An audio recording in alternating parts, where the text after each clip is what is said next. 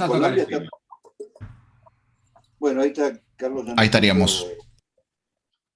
Cuando vos quieras. Bueno, te presento, porque hay gente que este año ingresó y por ahí lo conoce. El doctor Sebastiani es un médico obstetra del hospital, pero que además se ha dedicado durante mucho tiempo a tratar temas que están vinculados con la ética. También está presente Rosana Pache, que se va a quedar, que también es una médica que está muy vinculada. Vamos a hablar de un tema importante, ¿no? Que es la eutanasia. Así que, Mario, cuando vos quieras empezar.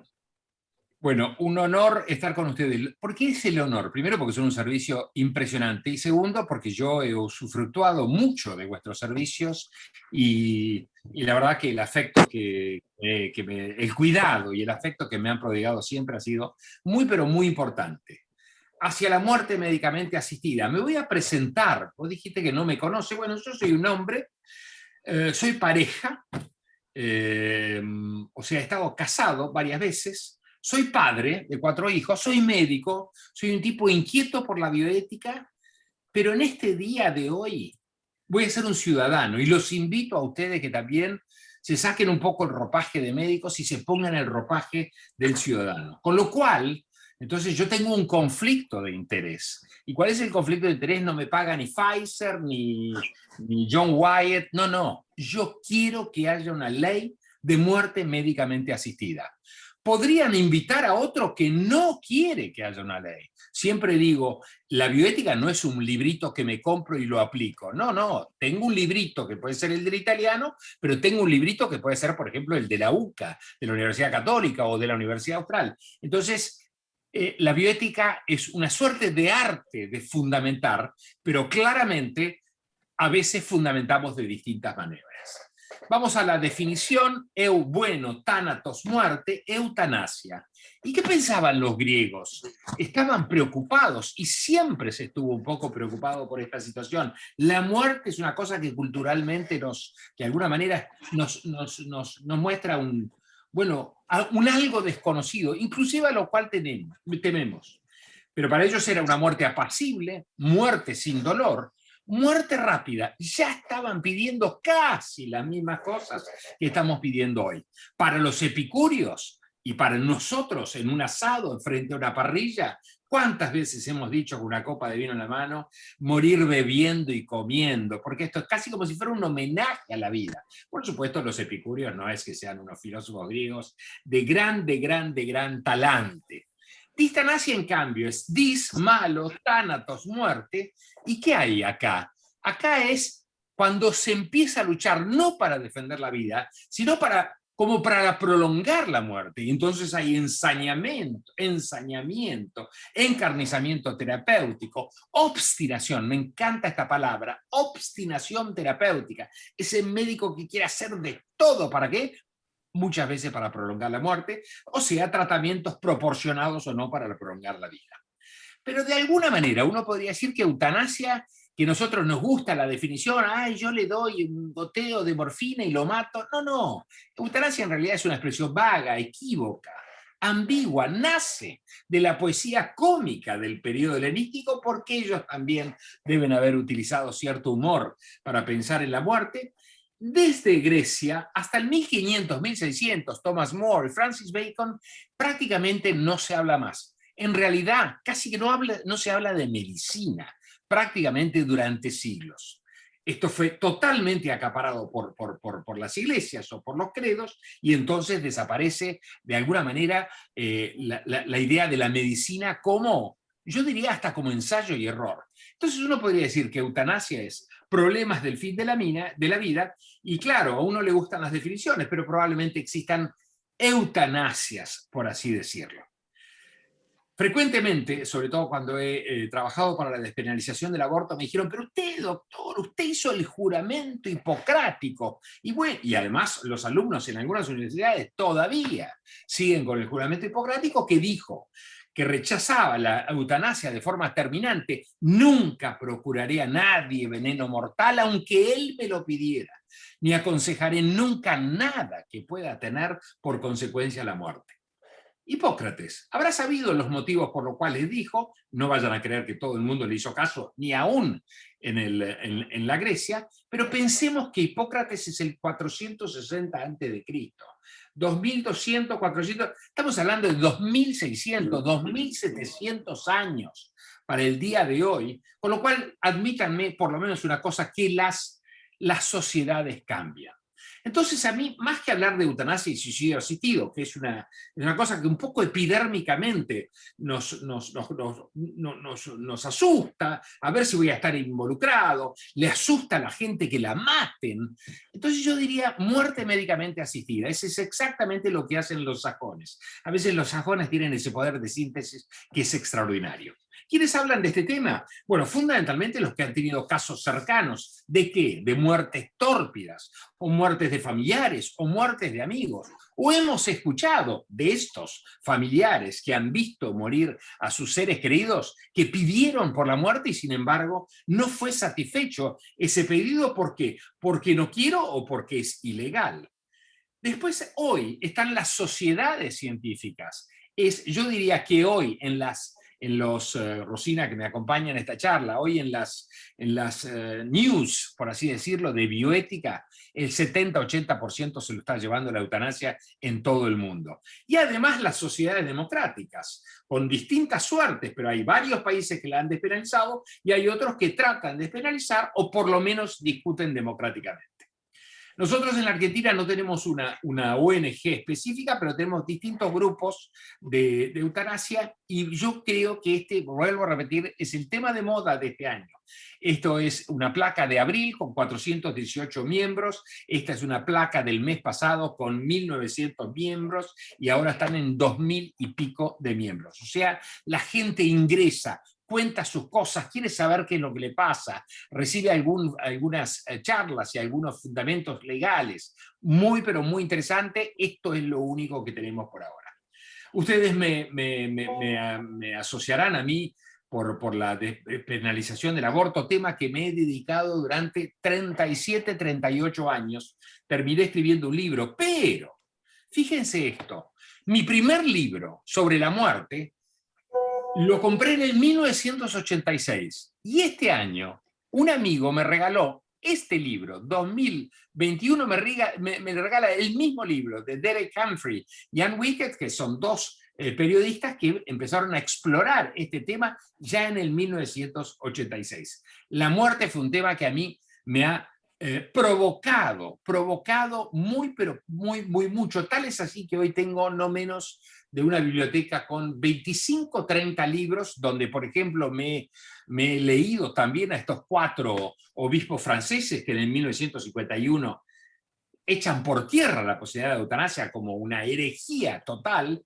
Le he leído a Lucien Israel, el filósofo francés, contra la eutanasia, o sea, no estaba de acuerdo con la eutanasia. O sea, Umberto Veronesi, quien dice no haber hecho nunca una eutanasia. Umberto Veronesi es un ex ministro de Salud Pública de Italia y es el creador del Instituto de Tumores de Milano, y él dice el derecho a no sufrir. Es extraordinario, el derecho a no sufrir. Otro italiano, en cambio, dice, no, esta es la licencia para matar, y critica todo conato de legalización en Italia. Margarita Voladeras, colombiana, filósofa, el derecho a no sufrir, sufrir muerte, y Diana Cohen Agres me regaló en el 2007 un libro que es por mano propia, Estudios sobre las prácticas suicidas. Yo estudié con ella, y me regaló esto y me pareció sumamente interesante. El suicidio es otra de las cosas que me preocupa muchísimo. Brevemente, ¿qué es suicidio? Acto de matarse de manera intencional. Interesantísimo, señores, interesantísimo. 1% de las muertes hoy son por suicidio. Hay más muertos por suicidio que por cáncer de mama. Año 2020, Francia, 7.000 suicidios hubo en un año. Esto da 20 por día. Y hubo 20.000, digamos, intentos de suicidio. Esto, ¿saben qué es? es gente que se tira de un cuarto piso, es gente que se mata en el baño. Acá tenemos 2 médicos famosos, Favaloro y no me acuerdo qué hacía, patólogo, no sé cómo es la historia, Nisman probablemente. Gente que se mata en el baño. ¿Por qué se matan en el baño? Para no ensuciar la casa, para no ensuciar la alfombra, las mesas, y entonces siempre se hace en un lugar donde haya, digamos, mayólica fácil digamos, de limpiar. Me llama la atención que el 1% de las muertes sean por suicidio. Suicidio médicamente asistida es cuando yo le digo cuáles son los medios para que alguien ingiera una medicación letal y pueda dar final para su vida. Bélgica, Holanda. Eutanasia, el acto de terminar la vida, o sea, nosotros le damos una inyección de una sustancia letal. ¿Me interesan las definiciones? Relativamente. ¿Qué me interesa? Que suicidio es un acto autónomo, es una decisión que toma la persona. Suicidio médicamente asistido es autonomía y consentimiento. Eutanasia, que es autonomía y consentimiento. O sea, las 3 situaciones tienen un componente ético muy, pero muy importante, basado en autonomía y en consentimiento. Y ahora a todos ustedes les hago 2 preguntas, y probablemente se las vaya a repetir en el curso de la charla. ¿El derecho a morir es un derecho humano? ¿El derecho a morir es un derecho humano? Y ayudar a morir, lo que serían nosotros, los médicos, ¿está dentro de los objetivos o deberes de la medicina? Nuevamente, ¿por qué hablamos de este tema? Porque en el conocimiento popular, de alguna manera ya han comprendido la gente que uno no se muere, sino que nos mueren, porque desde que empezaron las terapias intensivas existe un imperativo tecnológico y la gente piensa que el que decide la muerte es efectivamente otro. La otra cosa es que en realidad tenemos mucho miedo al dolor. Y debemos de decir, y ustedes lo saben bien, y ustedes se preocupan cotidianamente, y ustedes tienen un subservicio, una sección de cuidado del dolor, no hay principio ético más fundamental que evitar el dolor innecesario. Si no lo evitamos, es tortura. Algunos piensan que el dolor, en cambio, es algo bueno porque nos acerca a Dios. Es la voluntad de Dios que nos duela. Pero claro, la fe es distinta para cada uno de nosotros. Y el otro aspecto que me parece importante son los cuidadores. Siendo muy joven en el servicio, escuchaba a los médicos de guardia, de ginecología, donde había 3 muertes. La muerte de cáncer de mama, la muerte de cáncer de ovario, la muerte de cáncer de cuello del útero, y me contaban que eran muertes muy complejas. Pero ¿qué pasaba? No era lo mismo que te tocara un cuidador, un médico, del Opus Dei, que te tocara un cuidador que era o un tipo con menos componente religioso, o bien que tenía menos miedo a la medicina legal. Entonces, no hay una muerte sola, hay distintas muertes y nosotros tenemos que ver porque depende de cómo nosotros nos enfrentamos a este paciente. Entonces, sabemos que nos vamos a morir, ya somos grandes todos, pero ¿qué tenemos miedo? Al dolor y al sufrimiento. Fíjense qué interesante, ¿no? Siempre pensando que siempre se ha dado este tema. Este año en el Clarín, cuando era el 9 de julio, un arqueólogo y una periodista mostraron 10 cosas del 9 de julio de 1816 que nosotros no sabíamos. Y una de ellas era los despenadores y medicamentos. ¿Qué era el despenador? Era aquella persona que podía dar muerte a personas muy enfermas y acortar así el sufrimiento. Una especie de eutanasia, una especie de, además de curanderos, estaban los despenadores. Hoy también puede haber un despenador, porque al margen de la ley puede haber alguien que nos quite las penas de la muerte. Hay siempre eutanasias, nazismo. Ah, vos querés volver a la época de Hitler. Bueno, hay una historia, en realidad la gente tiene parte de la razón, pero no la razón, que es la Alemania del Tercer Reich, hubo 71.000 o más personas que fueron sacrificados por trastornos psiquiátricos graves. Fíjense qué interesante en inglés, useless eater, no valía la pena darles de comer, 71.000 o más fueron eutanasiados. ¿Y qué es lo que querían ellos? La mejora de la raza. Ojo con eso, siempre se piensa en Hitler, pero hoy nuestra sociedad quiere la mejora de la raza y tiene una herramienta, que es la edición génica, que es muy, pero muy interesante. Yo le hubiera quitado a mis hijos, si hubiera podido, el gen de la ansiedad, el gen de la obesidad, el gen de la hipertensión, y le hubiera favorecido decididamente el gen de Boca Juniors. Por eso ellos hicieron una fundación que es Human Betterment, mejorar al humano. ¿Y esto qué es? ¿Lo inventó Hitler o sus acólitos? No, no. Esto viene del primo de Charles Darwin, que es Francis Galton, que hizo la Eugenic Society. Una entidad, Eugenic Society, una entidad científica. El estudio de los factores que bajo control social pueden mejorar o degradar las cualidades de las generaciones futuras, física o mentalmente. Ustedes hoy pensarán que es un ADN. No, la educación es esto, el barrio donde vivís, cuál es tu componente social, el deporte. Hay una cantidad de cosas que pueden mejorar nuestra calidad humana, nuestra performance humana o nuestras sociedades. Estados Unidos, creyendo que los deficientes mentales eran contagiosos, también hizo una esterilización increíble. Luego llega Hitler y esteriliza a 400.000 personas y además impone la ley de ciudadanía, donde no podían tener nacionalidad alemana los judíos y los gitanos. Pero además había una ley de salud matrimonial. Antes de casarse había que demostrar la pureza racial. Y luego aparecen, por supuesto, las duchas y los gaseados a través del gas Ciclón B, y que se llamó el proyecto Action T4. ¿Y por qué se llamó el proyecto Action T4? Porque la oficina de esto estaba en la Strasse, la calle Tiergarten 4 en Berlín. Ahora, confundir lo que pensamos hoy de la eutanasia o de la muerte médicamente asistida con el pasado nazista es o inadecuado, porque realmente no se sostiene, o es tendencioso, es para tratar de bloquear lo que yo o varios desearíamos. Porque el nazismo es eugenesia, pero la eutanasia es libertad, es una expresión de libertad que yo quiero que tengamos. Inglaterra también hizo un movimiento muy importante.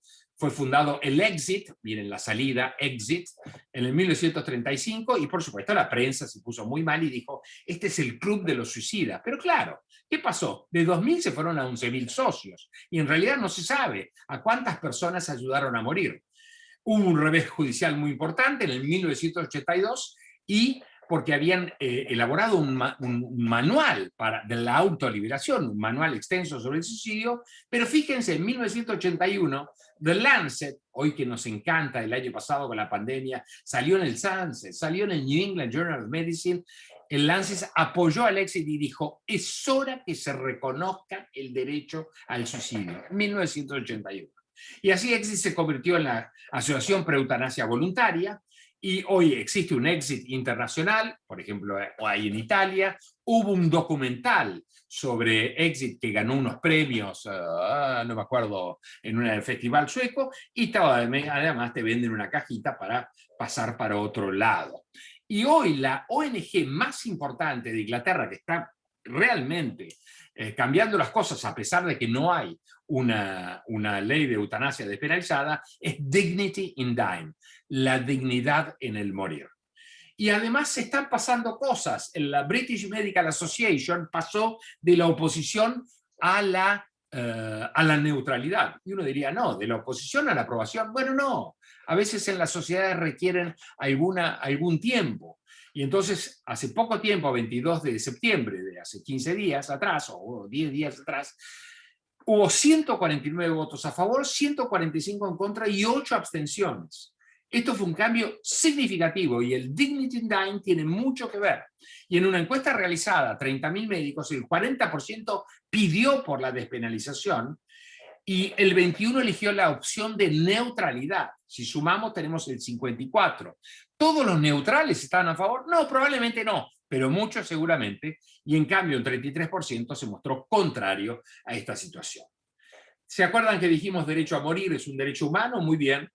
Tanto Rosina Pache como el mejor eticista de lengua hispana, que es Diego Gracia Guillén, trabajaron mucho en qué. En que entendiéramos que el derecho humano no es una ley que está en el edificio de la ONU, de la UNICEF o de los derechos humanos en Ginebra. No, no, no. Es una construcción social, que es exactamente lo que estamos haciendo hoy en este Ateneo. Y además, vuelvo a repetir, ayudar a morir está dentro de los objetivos de la medicina. Y entonces les pregunto a ustedes que tienen la amabilidad de escucharme y que quiero que escuchen las preguntas. ¿De quién es tu vida? ¿Es tuya o es mía? ¿O es de los legisladores? ¿O es de los médicos, que tenemos un poder muy importante? ¿O es del Estado? Ahora, sobre el final de tu vida, ¿preferís decidirlo vos o que lo decida otro? Ah, ¿querés que lo decida otro? No hay ningún problema.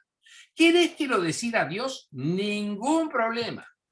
Ahora, si sos soberano sobre el final de tu vida, lo podés dejar a tu médico, el que le has hablado tantas veces de qué quisieras o por dónde no quisieras caminar y pasar. A tu clérigo, a tu Dios, a tu superstición, a tu mayoría parlamentaria, porque está en tus manos y porque está en tus decisiones. Pero si vos no sos soberano sobre tu vida, solo dejando a otro médico, a otro clérigo, a otro Dios, a otro ateísmo o a otra mayoría parlamentaria. Entonces, yo diría que no podemos pretender para los demás lo que no estamos dispuestos a conceder. Y entonces no hagas a los demás lo que no quieres que te hagan a ti. Si yo quiero una muerte determinada, quiero tener la posibilidad de que todos tengan esta muerte determinada. Obligatorio, no, simplemente en base a mis valores y los valores de los que me quieren acompañar. Porque si no podemos decidir nuestro fin de la vida, lo vamos a dejar en la decisión de extraños. Si aceptamos que la vida es nuestra, y nos lo dicen permanentemente, tu vida, vos podés disponer de tu vida, de tu libertad, tu vida, pero después resulta que el final de la vida no puedo disponer. Vida es libertad y dignidad. Tenemos libertad.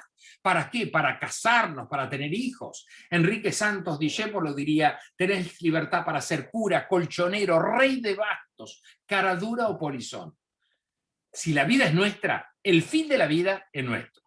Porque si el fin de la vida o la vida no es nuestra, estamos en una condena moral, en una cárcel, porque no tenemos libertades ni derechos, en una falsedad.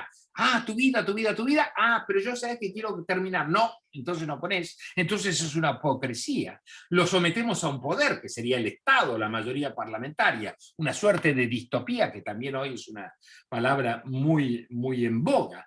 Y entonces la vida no podemos disponer, y yo les pregunto a ustedes, si alguien me pide algo y yo no acepto eso, y me lo está pidiendo autónomamente, y me lo está pidiendo con consentimiento, y yo no acepto, esto no es un abandono terapéutico.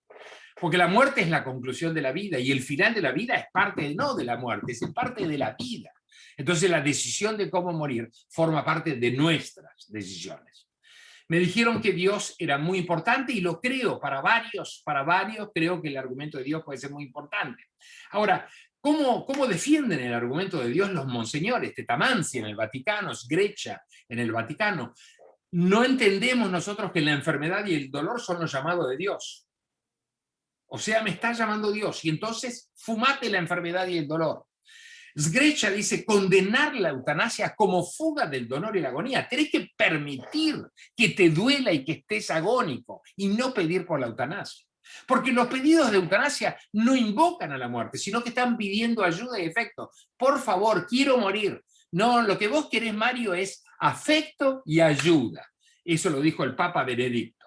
El sufrimiento es un crecimiento personal, Juan Pablo II. Estoy de acuerdo.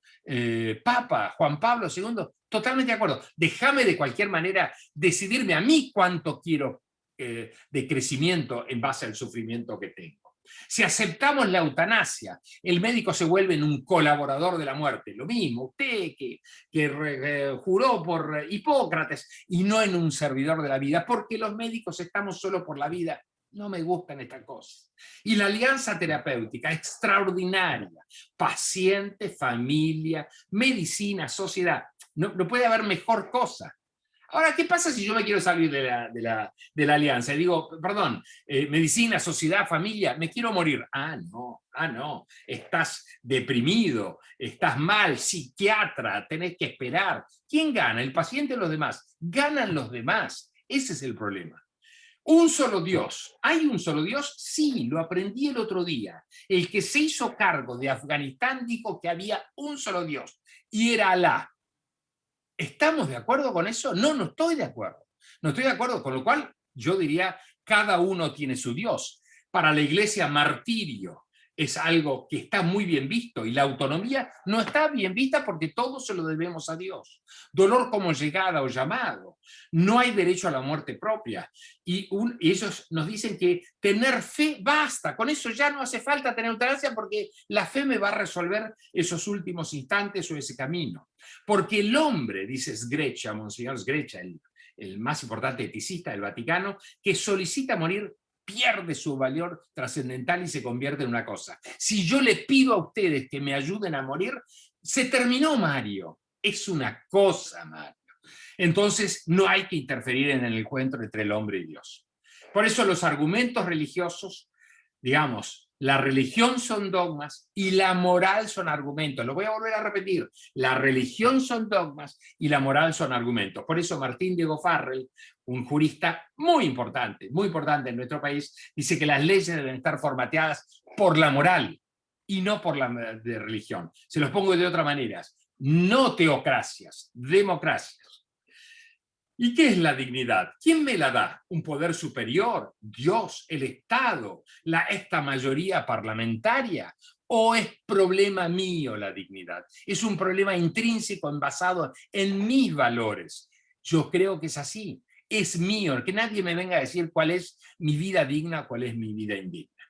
Entonces hay que reconocer la dignidad humana como un valor intrínseco y propio, la autonomía de cada ser humano por cada uno de nosotros, sin intervención de las instituciones políticas y jurídicas, y una autonomía que no sea un relato, tiene que ser una construcción social y una autonomía moral. Países que legalizaron: Holanda, Bélgica, Suiza, Oregon, California, Colorado, Vermont, Maine, Nueva Jersey, Hawái, Washington, Colombia, Luxemburgo, España, Portugal, Australia. ¿Qué sería esto? Nosotros que no la tenemos legalizada, que somos más morales que estos países. Sin embargo, hay 3 proyectos para legalizar la eutanasia y es un debate ético. Leí el otro día que se terminan las elecciones estas del 14 y van a discutir los legisladores este tema. Permítame decirle que siempre que me encuentro con alguno me dice, no, ¿sabes lo que falta para esto? Sí, tenés razón, porque para el aborto estuvimos 38 años de democracia. Tenés razón, me parece que esto va a ser más rápido, siempre y cuando trabajemos al respecto. Ahora, no tenemos nada si no tenemos ley de eutanasia. No. Tenemos una ley de muerte digna. Es una mujer que tuvo una hija en el Policlínico Gallegos y la tuvo durante años. Y pidió la suspensión del sostén vital, pidió, no lo logró, pagó $2.000 y alguien logró matar. Y esto lo fue a decir a la Cámara de Diputados y Senadores, que había pagado $2.000 para terminar con estos 9, 10 años que estuvo conectado a un respirador. Rechazo de tratamiento es algo que todos nosotros aceptamos. El artículo 19 de la Constitución Nacional. ¿Qué es el artículo 19? Las acciones privadas de los hombres que de ningún modo ofendan al orden y a la moral pública, mi muerte no tiene por qué ofender a ustedes, ni perjudiquen a terceros, mi muerte no perjudica a ustedes, está solo reservada a Dios y no a la autoridad de los magistrados. Sin embargo, la autoridad de los magistrados y la autoridad de legislativa impiden que nosotros podamos acceder a esto. Susana Cirusi es una abogada que fue nombrada el año pasado una de las mejores abogadas del mundo. Es argentina y fíjense qué interesante. La indicación médica, junto con la decisión autónoma del paciente, junto con el derecho constitucional a morir con dignidad, quiero pensar que morir con dignidad es algo que estaremos todos de acuerdo, determina la ausencia de antijuricidad. Para ella, lo dice de manera provocadora, no es que lo quiera la ley, lo dice para provocar, no habría necesidad de una ley porque a través de estos tres mojones, por así decirlo, perfectamente podríamos ayudar a morir. Entonces, Daniel Callahan, Hastings Center, Universidad Católica, Georgetown University, la Universidad de los Kennedy, dijo que los fines de la medicina era luchar con las enfermedades y conseguir que los pacientes mueran en paz. Y entonces dijo prevención, el Hastings Center, alivio del dolor, atención y cuidado de los enfermos, evitar la muerte prematura, pero buscar la muerte tranquila. Esto lo dijo un instituto de bioética de una universidad católica. El arte también estuvo muy presente con Mar Adentro. Para los jóvenes, por favor, residentes jóvenes, vean Mar Adentro, larguen un cacho de las ¿cómo se llama? De la serie de Next Generation, pa' un sorete. Vean Mar Adentro, vean $1 Million Baby ¿cómo se llama? Clint Eastwood. Las invasiones bárbaras, esa muerte en un jardín junto con amigos, la obra de teatro Wit. Wilbur se quiere suicidar. Al fin y al cabo es mi vida. Un trabajo de Richard Dreyfuss espectacular, en un hospital donde él pedía morir y no le dieron pelota, pero logró de alguna manera después esta situación. El arte ha estado muy, muy relacionado. Javier Bardem, es el Oscar a la mejor actuación de hace, no sé, diría 10 o 15 años. Me Before You la habrán visto mucho, hace muy poquitito, es el paralítico y la enfermera que se enamoran, pero después el paralítico le dice, todo está bárbaro, te quiero mucho, sos brillante, pero me voy a morir a Suiza. Y en cambio, Víctor encontró la sonrisa de Julia Roberts, comprensible, también es comprensible. Encontrar la sonrisa de Julia Roberts y querías matarte y no se mató. Bueno, perfecto, no hay problema, no es obligatorio. Cuidados paliativos. ¿Qué pasa? Para mí es uno de los palos en la rueda más importante. ¿Por qué? Más importante que la iglesia, porque cuidados paliativos es enfatizar que con cuidados paliativos no hace falta la eutanasia. Pero lo que pasa es que hay personas que no quieren llegar a los cuidados paliativos o no quieren cronificarse en ellos. ¿Cómo es? Cuidado paliativo durante 10 años. ¿Pero qué significa esto? ¿Cómo es esta historia? Los conceptos de muerte digna no son universales y en todo caso son particulares. La dignidad de cada una, lo intrínseco de cada uno. No hay cuidados paliativos para todos. No todo el mundo sabe lo que significa, ni hay. Entonces, no estamos en contra de los cuidados paliativos, pero quisiera que estuvieran trabajando sinérgicamente con nosotros. Y hasta ahora es una lucha de poderes. Pero ¿qué es lo que escucha? No, a pesar de los cuidados paliativos, se murió como la mierda. Entonces, pueden provocar a muchos enfermos, pero no a todos. Repito, a mi entender, hoy es uno de los escollos más importantes que hay. Directivas anticipadas, no sé si las tienen, por favor, ténganlas. Es la expresión de voluntad para cuando no se tenga voluntad, para rechazar un tratamiento. Y no es estar en contra de las leyes, no, es algo que podemos hacerlo. Si lo hacemos nosotros, lo vamos a favorecer en nuestros pacientes.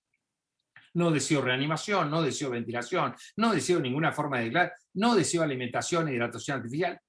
Vamos, son cosas que tenemos que tener en la historia clínica, hablado con nuestros médicos y hablado con nuestros familiares. Ahora, y estoy terminando, existe una diferencia moral entre permitir que muera una persona no haciendo nada, ¿no? Te veo morir como un perro y yo estoy ahí al ladito tuyo, cruzadito de brazos. O te ayudo a morir. Y existe una diferencia legal y moral. Porque si no hago nada, no está penado por la ley. Pero la verdad que me parece una inmoralidad. Mientras que si yo te ayudo a morir, está penado por la ley, es un homicidio, voy preso, pero en realidad es una cosa bien moral. Entonces es una prueba para la conciencia individual del ser humano. Tenemos que decidir si somos crueles o humanos. Si aceptamos el derecho a nacer, tiene que haber un derecho a morir. Tiene que existir un derecho a ayudar a morir. Y el momento no es elegir el momento de la muerte, sino nosotros tenemos que reflexionar sobre el derecho a ayudar a quien desea morir.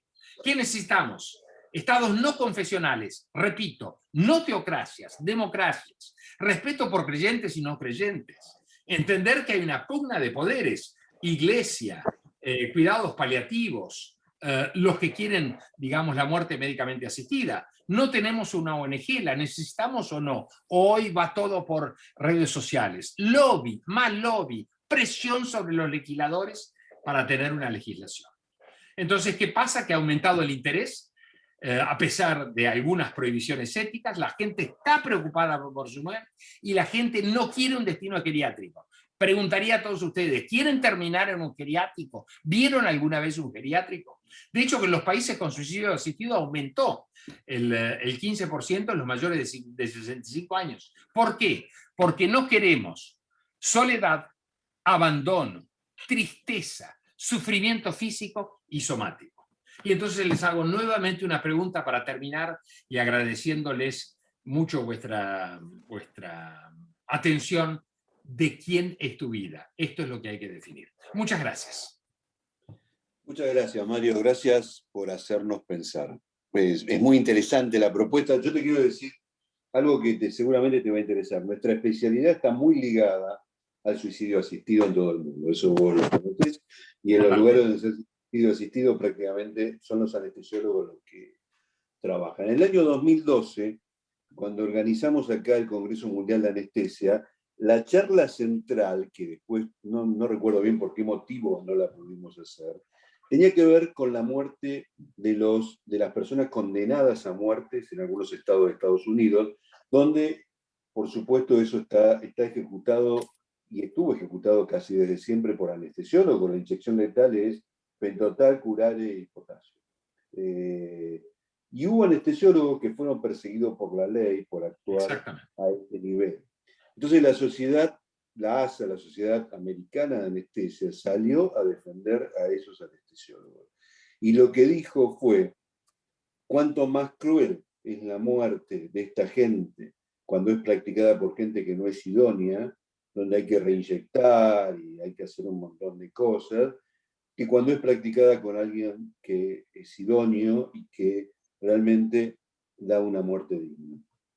En personas que estaban condenadas a muerte. Bueno, esta fue una discusión que quisimos establecer en ese momento en el Congreso Mundial y no recuerdo muy bien por qué no fue, pero estaba muy en boga hablar de este tema y creo que en Estados Unidos está resuelto porque siguen los anestesiólogos siendo voluntariamente anestesiólogos.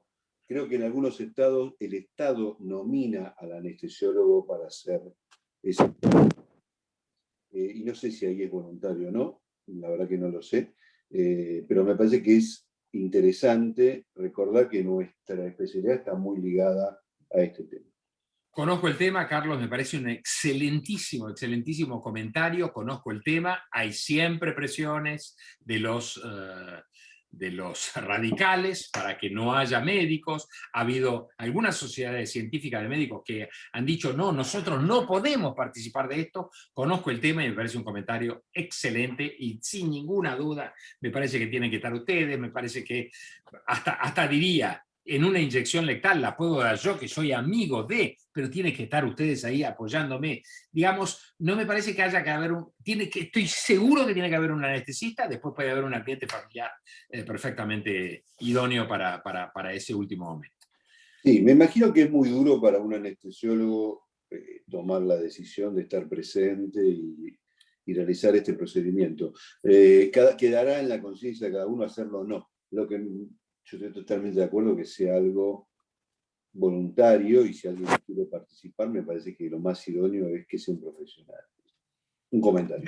Yo diría, Carlos, y termino y no molesto más, y sobre todo a Matías, pobre que tiene que hablar, tenemos que pensar en una ética del morir, en una ética del matar. Repito, en una ética del matar. O sea, yo diría que un médico tiene que buscar el placer de estar respondiendo al pedido de un paciente, de responder al final de un sufrimiento y del dolor. Hay que buscar en nosotros culturalmente esta nueva faceta, como por ejemplo tenemos lo que hemos hecho es aborto, digamos, la tenemos, es una ayuda que le damos a la mujer. No tiene que una mujer estar condenada a un embarazo no deseado. Esto es un aspecto cultural que tenemos que cambiarlo y creo yo que lo vamos a cambiar. Tenemos un comentario de Silvina Lupi. Silvina, ¿querés hacer tu comentario? Hola, sí, bueno, hermosa charla. Yo, Mario, lo que agradezco es la posibilidad de abrir la discusión, por lo menos para que entre los médicos empecemos a tener un lenguaje en común. Para los que hacemos dolor, la verdad que tenemos consultas que son extremadamente terribles por la profundidad. Los pacientes ya están preparados para preguntar con respecto a esto. Hay muchos pacientes con dolores que no se solucionan, como decís vos, que tienen una muerte horrible a pesar de los cuidados paliativos. Así que, y en general, los médicos en general tenemos todavía un lenguaje bastante corto, escaso, para dar respuesta a estas preguntas profundas, ¿no? Así que, bueno, bienvenida sea la discusión. Silvina, gracias por el comentario. En el tanto y en cuanto tengamos una despenalización, no vamos a obligar a nadie. Les digo qué pasa en Holanda, por ejemplo, que lleva del 2011. el 1,8% accede a la muerte médicamente asistida. El resto se muere de otra manera. O sea, no es que vamos a provocar una hecatombe de eutanasia si vamos a estar trabajando todo el día en esto. Por favor, muy poca gente va a querer acceder a esto. Por eso me parece que la despenalización la tenemos que imponer de manera tal de que nosotros trabajemos tranquilos. ¿Por qué? Porque nosotros somos receptivos del dolor de la gente, pero tenemos un miedo legal. Por eso hay que despenalizarlo. Gracias, Flaca, del comentario. Muchas gracias. Tendríamos que haberte dado más tiempo, pero bueno. No. Está todo bárbaro y yo emocionado de estar con ustedes y sé que es un servicio particularmente importante para este tema. Gracias. Muchísimas gracias, Mario. Vamos a ir entonces ahora sí a Meuli, porque si no, no llegamos a terminar el Ateneo. Gracias por la presencia de Rosina, la doctora Pesano. Creo que hay más gente del Comité de Ética. Les agradecemos a todos. Muchas gracias. Bueno, Matías Meuli, ¿querés? Sí, comienzo. Buenas tardes a todos. Voy a compartir la pantalla. Bueno, yo voy a hablar un poquito de manera breve de lo que es la anestesia para la cirugía de citoreducción y terapia hipertérmica intraperitoneal, la cirugía que llevamos a cabo se lleva a cabo acá en el hospital. Y básicamente a modo de introducción, ahí está, ahora sí. ¿En qué consiste esta cirugía? No es solamente, bueno, si bien es una cirugía abdominal mayor de alto riesgo, el paciente no solamente se va a someter a una cirugía donde se le va a extraer todo tumor macroscópico que se encuentra en la cavidad abdominal, sino también se va a someter a la quimioterapia durante el procedimiento quirúrgico y va a verse sometido a diferentes cambios y fenómenos que se van a producir por los agentes quimioterápicos principalmente, y también porque los agentes quimioterápicos ingresan a la cavidad abdominal a una temperatura entre 42 y 43 grados, que eso también va a llevar a un impacto a nivel fisiológico en las funciones del organismo, y que va a ser realmente un desafío para el anestesiólogo el manejo de esta cirugía a lo largo de toda la cirugía, que es una cirugía bastante extensa y que tiene distintas etapas. Así que a modo introductorio y de resumen, tener presente que es una cirugía abdominal mayor, a la cual se le agrega una etapa de quimioterapia hipertérmica, y por último, esta etapa de la quimioterapia lleva a cambios fisiopatológicos verdaderamente importantes para el anestesiólogo y le plantea un desafío. Bueno, básicamente un paso muy importante para esta cirugía es el paso previo, que es justamente cuál es la indicación y cómo es la selección de estos pacientes, que no es un dato menor. La indicación básicamente sería tumores de órganos abdominales, principalmente, con carcinomatosis peritoneal, es decir, por lo general tumores del tubo digestivo, ya sean gástricos, colon, intestinos, etcétera, que tienen carcinomatosis peritoneal. Bueno, eso sería la indicación principalmente. Después entra a detallar el cuadro, pero básicamente a modo de resumen sería eso. Pero mucho más importante de la indicación es el criterio de selección. No cualquier paciente con una carcinomatosis peritoneal puede someterse a una cirugía de esta envergadura. Por lo tanto, la mayoría de los protocolos de IPEC en los centros más grandes, donde se lleva a cabo la cirugía, resumen estos criterios de selección en 4 categorías. La primera de ellas hablan de la edad. Por lo general, el límite de edad es 65 años. Hay algunos centros, por ejemplo en Canadá, donde estiran un poco más ese rango etario y dicen hasta 70 años nosotros podemos someter a un paciente a este tipo de cirugía. Por lo tanto, ya tenemos un criterio de selección que sería la edad. Aquellos pacientes en los cuales son mayores de 70 años no pueden someterse a esta cirugía, lo cual tiene algo de lógica, porque básicamente para llegar a esta cirugía, donde al paciente se lo va a someter a un estrés térmico, donde se le va a administrar agentes quimioterápicos, donde va a haber grandes pérdidas de volúmenes, riesgo de sangrado, pacientes frágiles o con, como seguimos con los distintos criterios, como por ejemplo comórbidos, que por lo general un paciente de 70 años ya llega con comorbilidades o con enfermedades crónicas, como ser enfermedades coronarias, insuficiencia cardíaca, hipertensión mal manejada, los pacientes diabéticos mal manejados en etapa de complicación de órganos blancos, por ser insuficiencia renal. Todos esos pacientes también quedan descartados para someterse a este tipo de cirugía.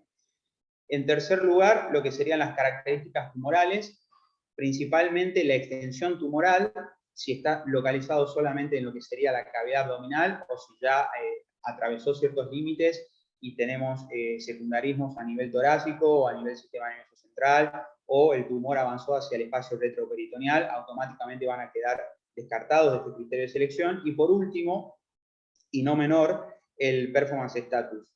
Que básicamente el performance status, acá yo puse el ejemplo de 2 escalas que son las que se usan habitualmente.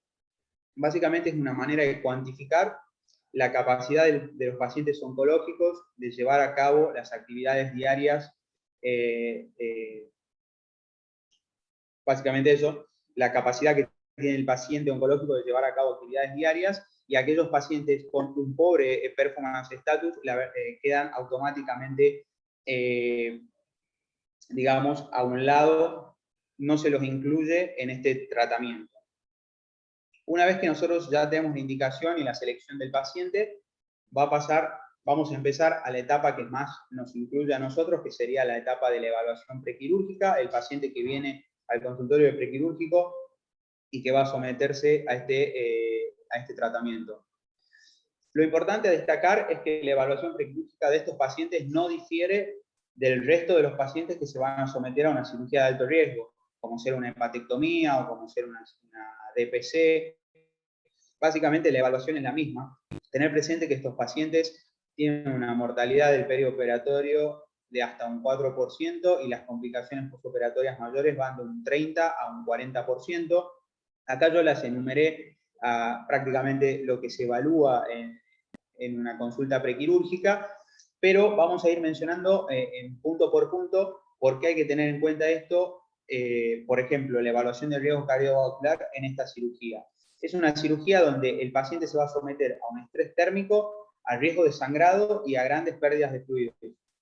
Por lo tanto, y también con grandes posibilidades de ser transfundido. Por lo tanto, aquellos pacientes con enfermedades cardiovasculares preexistentes, como dijimos recién, insuficiencia cardíaca congestiva, pacientes coronarios, pacientes con valvulopatías, son pacientes que tienen que ser muy bien estudiados, incluso si esas patologías están muy avanzadas, llegan hasta el momento de la selección del paciente y no avanzan hacia una evaluación prequirúrgica, y en aquellos pacientes donde se encuentra, por ejemplo, hipertensión arterial mal manejada, se va a buscar en el momento de la evaluación prequirúrgica optimizarlo para que lleguen las mejores condiciones a esta cirugía.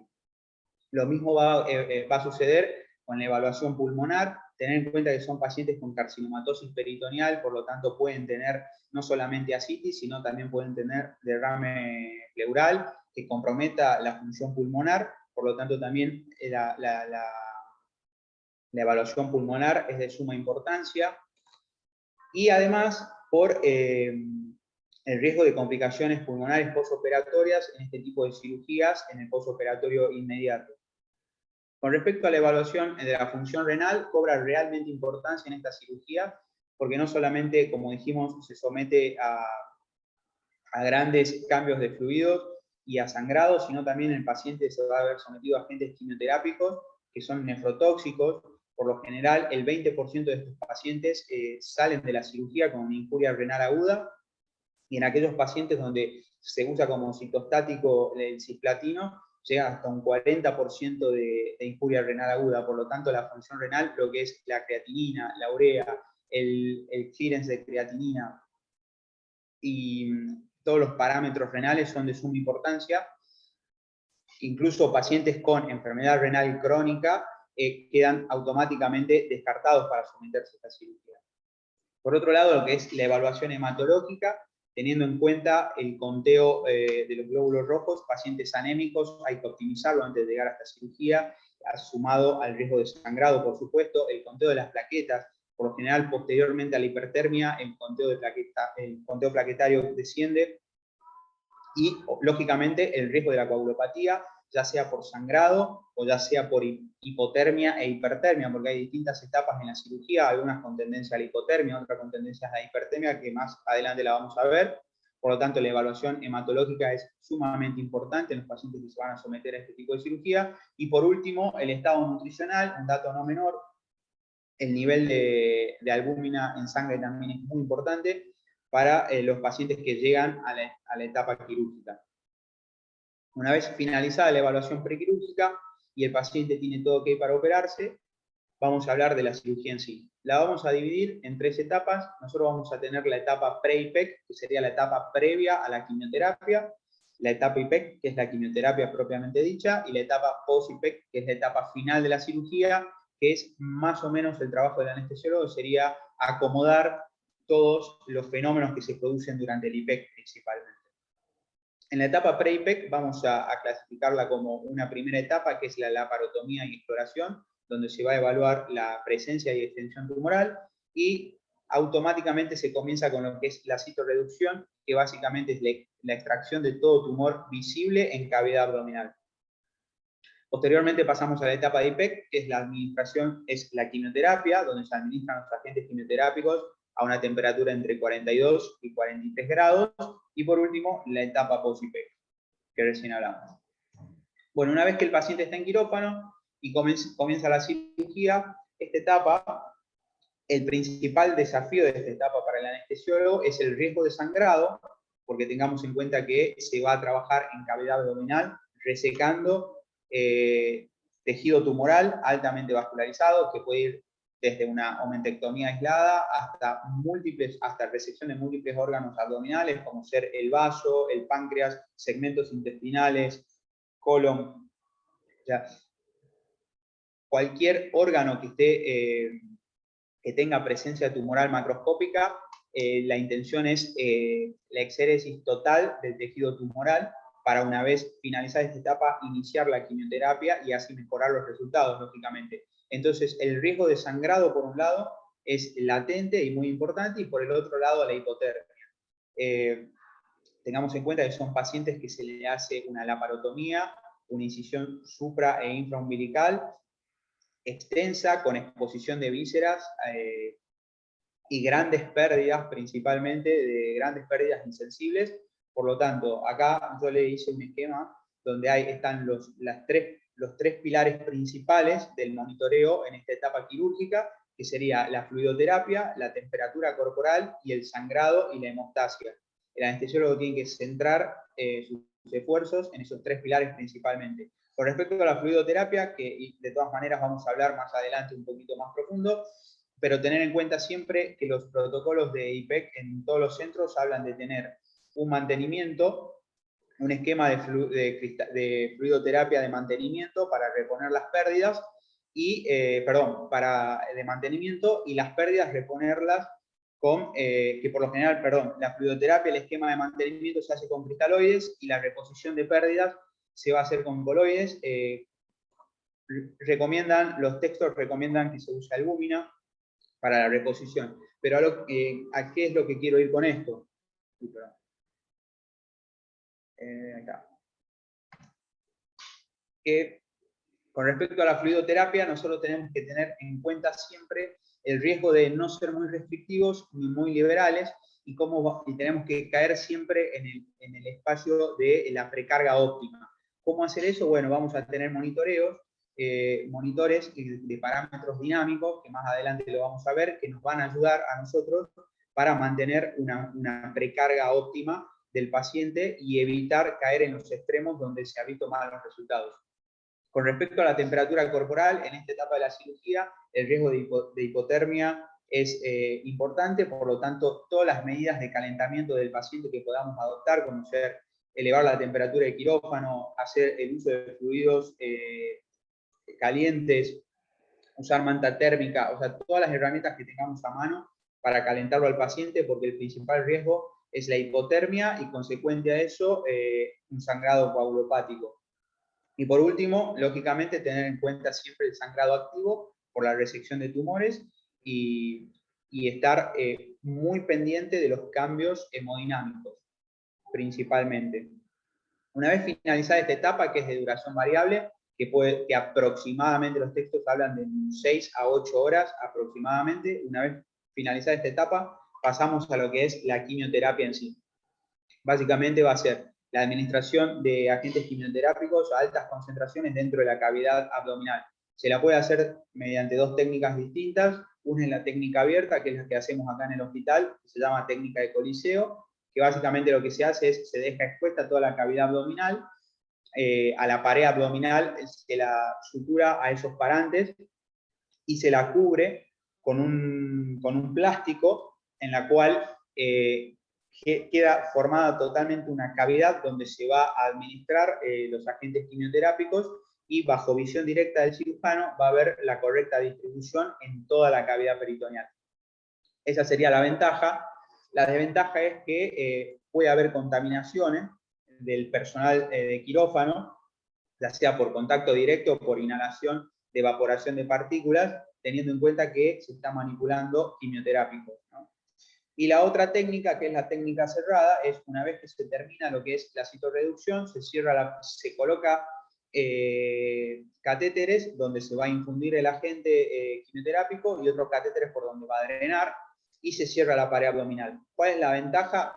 Se evita pérdida de temperatura, lo cual es un beneficio para el efecto citotóxico de los quimioterápicos, pero aumenta demasiado la presión intraabdominal, con la consecuente caída del retorno venoso y precarga cardíaca, y en segundo lugar, el cirujano pierde la capacidad de poder ver la correcta distribución del agente en toda la cavidad abdominal. ¿Cómo es el proceso de infusión? Aproximadamente dura entre 30 a 120 minutos. Esto va a depender del tipo de agente quimioterápico que utilicemos y el tipo tumoral, lógicamente. ¿Cómo se lo infunde? Mediante una bomba de rodillos. Básicamente tiene un reservorio donde está el agente quimioterápico. A través de los rodillos va a pasar por un calentador y una vez calentado a la temperatura de entre 42 y 43 grados va a ingresar a la cavidad abdominal donde va a generar su efecto citotóxico y posteriormente es drenado. Todo eso es empujado mediante rodillos, como la bomba de perfusión en las cirugías de cardiovascular. Y acá tenemos una imagen donde ya está cubierto con un plástico la cavidad abdominal. Por debajo de ese plástico lo que se coloca es un drenaje de vapor para evitar la contaminación ambiental de los vapores quimioterápicos. Esta etapa de la cirugía representa verdaderamente el desafío para el anestesiólogo y tiene que tener presente algunos conceptos, como por ejemplo, qué tipo de agentes quimioterápicos se va a utilizar en el momento del IPEC, conocer su composición, cuál va a ser la solución carrier que va a utilizar el agente, la tasa de infusión y el volumen total. Se separan en dos grandes grupos, los que son los fármacos basados en platino y los que no son basados en platino básicamente. Dentro del grupo farmacológico de los basados en platino, tenemos los dos que más se usan, que es el cisplatino y el oxaliplatino. Como recién dijimos, el cisplatino, el efecto adverso más importante que produce es la nefrotoxicidad, hasta un 40% en el postoperatorio inmediato de estos pacientes. Y la solución carrier que utiliza es solución salina al 0,9%. El oxaliplatino, lo más importante de este es que utiliza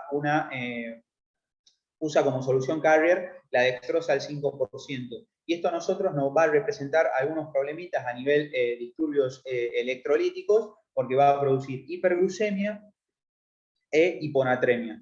Por lo tanto, en esta etapa es muy importante y la mayoría de los protocolos de IPEC recomiendan sacar laboratorios arteriales seriados cada 30 minutos justamente para evaluar si hay trastornos hidroelectrolíticos y del estado ácido-base y tratar de corregirlos, y de la glucemia. Siempre va a depender del agente que se utilice y de su carrier, por eso es importante conocerlo. Y del otro lado, del otro grupo farmacológico, aquellos que no están basados en platino, tenemos la mitomicina, que también produce nefrotoxicidad, y la doxirubicina, que es importante conocerla porque es cardiotóxica y puede generar arritmias en el intraoperatorio. Por eso es importante que el anestesiólogo conozca a la gente, y no solo la gente, sino también su solución carrier. ¿Cuáles serían los beneficios de la hipertermia? Es decir, ¿por qué los agentes quimioterápicos ingresan a la cavidad abdominal a una determinada temperatura? Básicamente porque incrementa la penetración de los citostáticos en el tejido por vasodilatación tumoral, optimiza su mecanismo de acción, modificando su farmacocinesis, es decir, disminuye la reabsorción y la excreción del agente, aumentando lo que sería su concentración peritoneal y mejorando su efecto. Y por último, también produce alteraciones de la estructura celular tumoral, inactivando los receptores de membrana, inhibiendo la actividad enzimática y produciendo daños en el material genético de las células tumorales. Por lo general se usa entre 3 y 5 litros y bueno, la temperatura ya la dijimos, entre 40 y 43 grados. Durante esta etapa se van a producir cambios muy importantes y que realmente hay que tenerlos en cuenta, que son, básicamente, se produce un estado hipermetabólico por el incremento de la temperatura corporal, donde va a llevar a un aumento del consumo de oxígeno, ¿verdad? A un aumento en la demanda de oxígeno, se va a incrementar la producción de CO2 y de lactato, por lo tanto el paciente va a tender a la acidosis metabólica.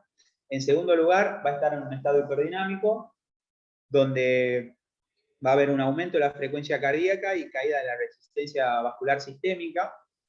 Las pérdidas insensibles van a ser elevadas, no solo por la hipertermia, sino por la exposición de la cavidad peritoneal al exterior, con el riesgo de la hipoperfusión tisular. Y por último, liberación de citocinas proinflamatorias va a llevar al paciente a un estado de inflamación sistémica. Por lo tanto, nosotros tenemos en esta etapa un paciente con un estado clínico similar a los pacientes sépticos. Realmente representa un desafío el manejo en esta etapa para el anestesiólogo. ¿Cuáles serían los objetivos del manejo en esta etapa? Básicamente, contrarrestar todos los efectos adversos del IPEC, ya sea de los agentes quimioterápicos y de la hipertermia, que recién los mencionamos. Y lógicamente con el objetivo de mantener la perfusión tisular. Y aquí aparecen nuevamente los 3 pilares, lo de la fluidoterapia, la temperatura corporal y el sangrado y hemostasia. Cuando hablamos de fluidoterapia, hablamos de esto, de guiarnos siempre de parámetros dinámicos, como la variación de presión de pulso, variación del volumen sistólico, el índice cardíaco, el gasto cardíaco, la resistencia vascular sistémica. Acá en el hospital usamos la plataforma EB1000.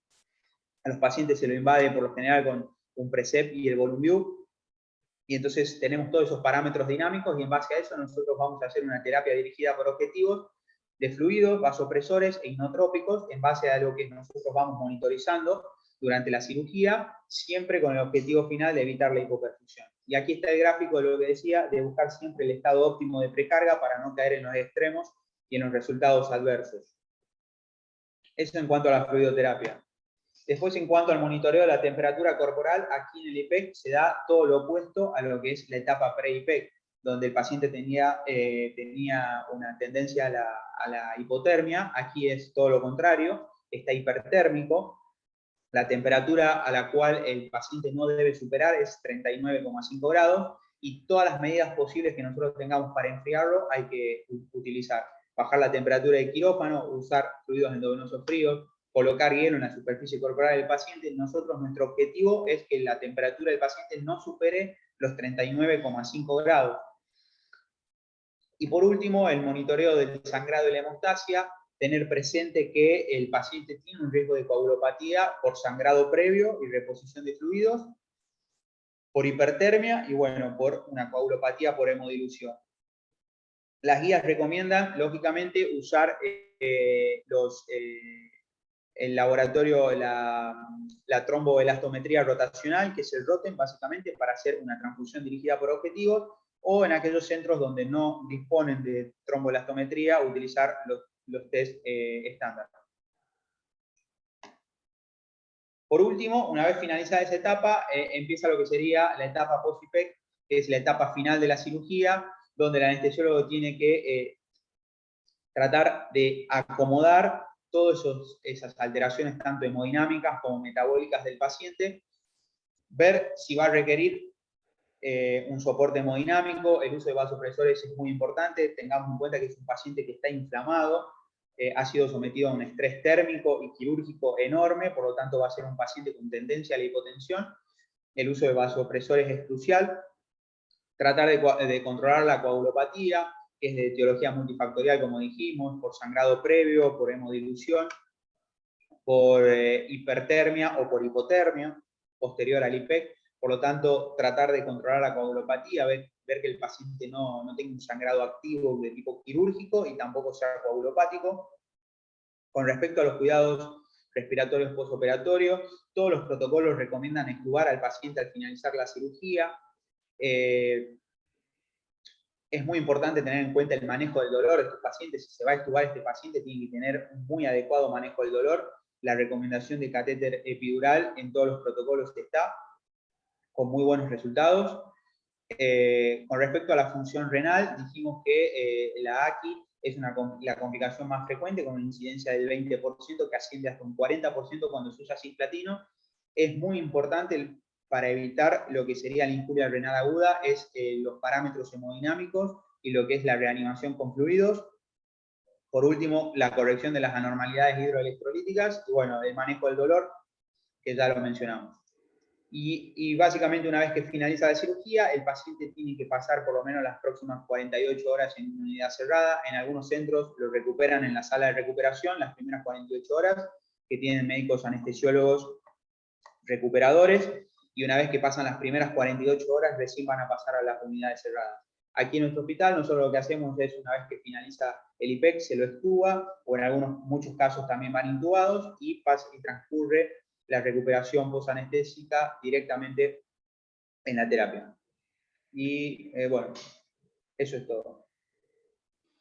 Qué buena síntesis, Matías. Muchas gracias, porque es un tema complejo y lo sintetizaste buenísimamente bien. No sé si hay preguntas. Yo después te quería hacer alguna pregunta más.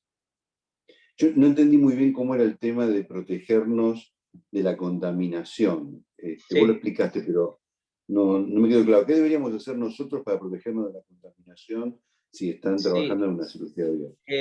Básicamente lo que hablan los protocolos es que si se va a usar la técnica abierta, cubrir la cavidad abdominal con un plástico, con un nylon, básicamente, colocar un drenaje de vapores por debajo del nylon para que todo el vapor del agente quimioterápico vaya a través de ese drenaje, evitar el contacto directo con los quimioterápicos, y si va a tener contacto directo, lógicamente hacerlo con barrera, como ser guantes, como ser con camisolines, como está vestido el cirujano. Habitualmente el cirujano está cambiado y está con las manos adentro de la cavidad abdominal, por decirlo de una manera así, revolviendo lo que es el agente quimioterápico como para que bañe toda la cavidad abdominal.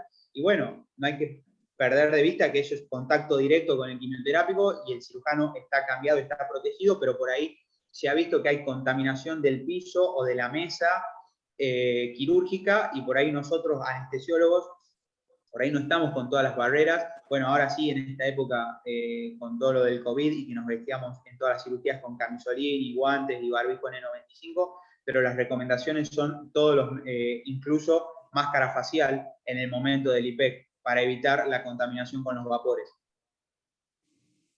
Perfecto. Muy bien, ¿hay preguntas?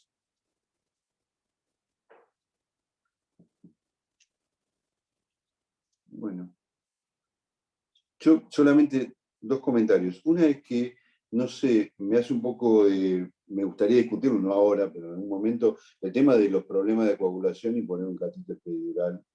Quizás es un tema que habría que verlo un poquito más. Sí, perdón, en la mayoría de los protocolos habla que justamente este tema del riesgo de la coagulopatía y colocarle un catéter epidural, pero dicen que los beneficios que ha demostrado el catéter epidural torácico en el manejo del dolor, en la estadía de internación y en el alta del paciente, supera al riesgo de la coagulopatía. Entonces ellos siguen recomendando, a pesar de ese riesgo, de la colocación del catéter. Es lo que dicen algunos protocolos, ¿no? Perfecto. Y lo otro, que solo para volver a recalcar, que cuando uno usa hidratación guiada por objetivos, es muy común que las 3 horas posteriores, en cualquier cirugía, las 3 horas posteriores a la guía por objetivos, el paciente todavía se encuentra algo inestable y necesite continuar con eso. Por eso sería bueno que cuando lleven al paciente a las recuperaciones, pongan la BPP para que la enfermera siga guiándose con eso, porque son 2 o 3 horas más de inestabilidad donde el paciente necesita más líquido, o quizás no. Bueno, nada más. Si no hay otra pregunta, Mati, muchísimas gracias. Muy buena tu presentación. Muchas gracias. Bueno, hasta luego. Gracias.